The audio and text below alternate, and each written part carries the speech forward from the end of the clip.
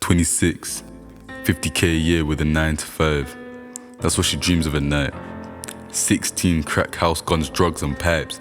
Got her praying to be saved by night. See, her life isn't average. All she has is her sanity, but her grip on that isn't even tight. Holding on by a thread. But you see her palms cutting through it like a knife. A broken home, set on a path of destruction called life.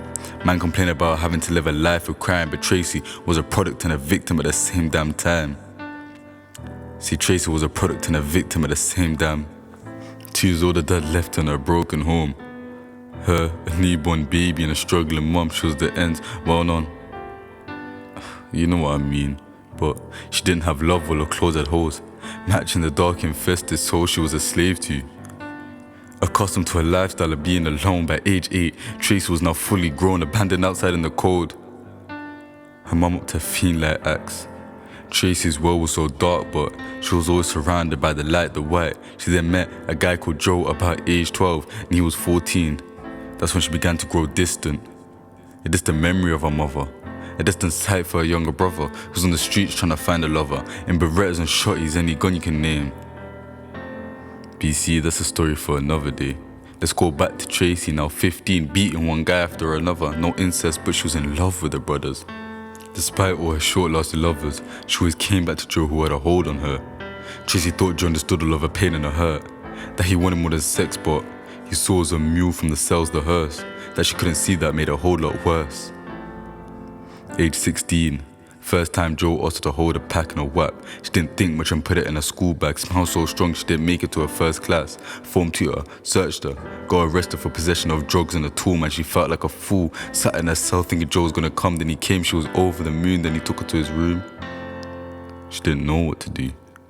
He just saved her, but she wanted to go sleep in her own room, her own space. She tried to leave, tried to find an escape. He clocked then said, "I done saved you. How many times have I sprayed you? Cause they tried to play you, acting like I don't deserve you, whenever I actually ever hurt you. If I did, I never meant to hurt you, so how can you turn your back on the love that you ever had?" Tracy had her head in her hands, began sobbing, tears on the floor. Joe unlocked all the doors, took off his clothes and he took off her clothes.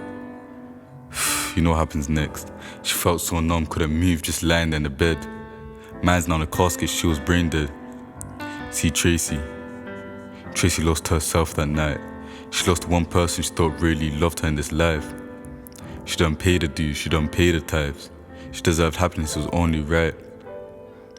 But she didn't get it. Tracy never went back to Joe, she couldn't face him. Pain in her heart grew more, she tried finding comfort in drugs, the whole lifestyle she embraced it. The place Joe held in her heart, now the drugs have replaced it. But she forever held on to that bracelet of a rapist, ironic. Cause she shackled to him whilst trying to escape him. See, a year later, Tracy came back to his yard with a gun in her hand. 17-year-old Tracy was off her head. She couldn't hold it upright, but she really wanted to kill this man. She loved Joe despite the fact that he kidnapped her purity and crushed in the palms of a selfish clamp. Hands trembling, finger on the trigger, sweat cascading, fears building up in her, knees buckling, shaking almost in sync with the squelching of Joe's hand. In the piercing silence, Tracy came and took hold of that sanity in her voice and she asked him, "Why did you do that? I thought you loved me, how could you do that? I thought we were meant to be, man, how could you?"